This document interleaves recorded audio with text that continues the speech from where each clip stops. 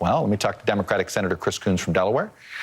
He is also on the Appropriations Committee, knows a lot about how you move money out the door. Senator Coons, good to see you. Let me start first with where are we on negotiations? It's 5:29 right now. If you want to agree upon it this evening, are we going to see an agreement before midnight tonight? Well, Chuck, let me start by extending my condolences to Crystal and to everyone who knew and worked with Larry at NBC News. That is just a bracing reminder of how many are facing illness and loss in this context and how seriously we all need to take this. And I couldn't agree more with what former FEMA Director Fugate just said, which is we could spend time bickering or we could spend time figuring out how we're moving forward together. I have seen the Senate and the House, the Democrats and Republican leadership work together at lightning speed to pass the $104 billion supplemental that was just signed into law Monday. And I'm optimistic we're making real progress.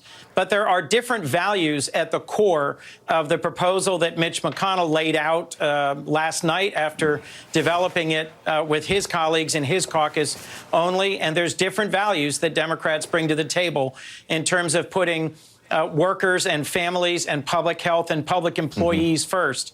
I just want to remind you that, as many of us are sheltering in place at home, as many have children home from school, every morning public employees like paramedics and nurses, doctors, folks who are first responders are going out the door and putting themselves at real risk to keep us safe and to respond to this. So I'm optimistic on the Small Business Committee, where I'm both on the authorizing and the appropriating committees. I'm very proud of a bipartisan bill that I think is going to be in this package that would push back for 6-month small business loans. And I'm optimistic we'll come together over a new proposal to put $300 billion out the door for small businesses and nonprofits to help them pay their payrolls and to help them keep people employed. All right, let's look. I think that where there seems to be real agreement is getting some direct cash into those that are essentially having to isolate at home through no fault of their own, and to get that out the door. Is there some? What I'm trying to figure out is, why are you trying to do all of this at once? Should the money, the idea of checks out the door, since that's the biggest need immediately? I think we're asking people basically to be out of work for the month of April. Do you separate that out from the industry bailouts now, since that is going to be politically trickier? And frankly, we don't know how much these industries still need. We do know the money that people need now. That's right. Well, Chuck, I've been on conference calls all day, much of the week, with small businesses, with nonprofits, but also with companies and organizations like Amtrak and American Airlines. And part of the challenge is, from small restaurants and neighborhood coffee shops to nonprofits like Goodwill or Boys and Girls Club, all the way up to the largest airlines in North America, they're all seeing their revenue drop precipitously. And so saying, let's do this piece today and then recess and then come back in a week or 2 or 3 and do the next piece, we may not have that time. Chuck, we also don't have provisions to vote as a Senate remotely.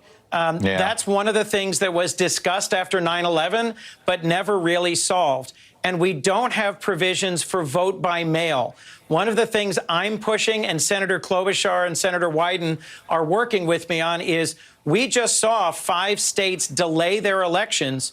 We need to make sure that in this package we push out money so that states are ready to vote in November, even if this pandemic is still roaring along.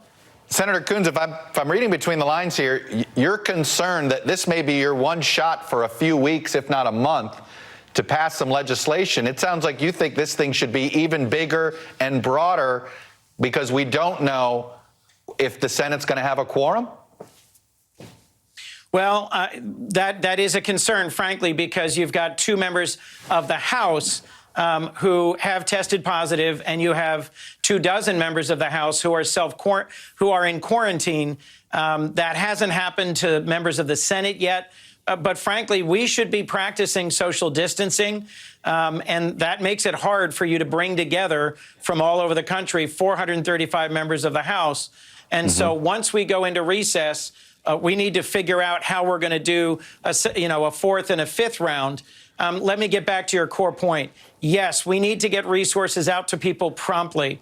But the bill we just passed and the president signed provided for 2 weeks of paid sick leave and another 10 weeks of family medical leave. But what was put out on the table by Majority Leader McConnell yesterday would weaken that, would reduce the benefit, would cut into that.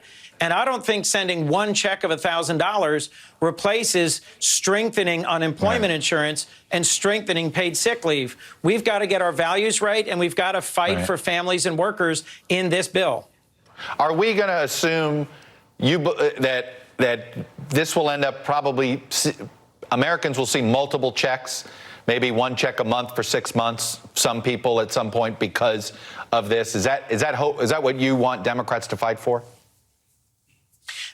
When it comes to the direct support for families, I do think if folks know that they can count on not just one check, but a series, if this continues for months, I think that would provide a floor under the anxiety that I'm hearing from lots of folks who are either about to be out of work or already out of work. Strengthen unemployment insurance, strengthen public health, strengthen paid sick leave, and provide some repeat support to individuals and families. Yes. Yeah, if you're going to ask people to stay, what we're asking them to do, you gotta cover that financial anxiety. Anyway, Senator Chris Coons, Democrat from Delaware, thank you.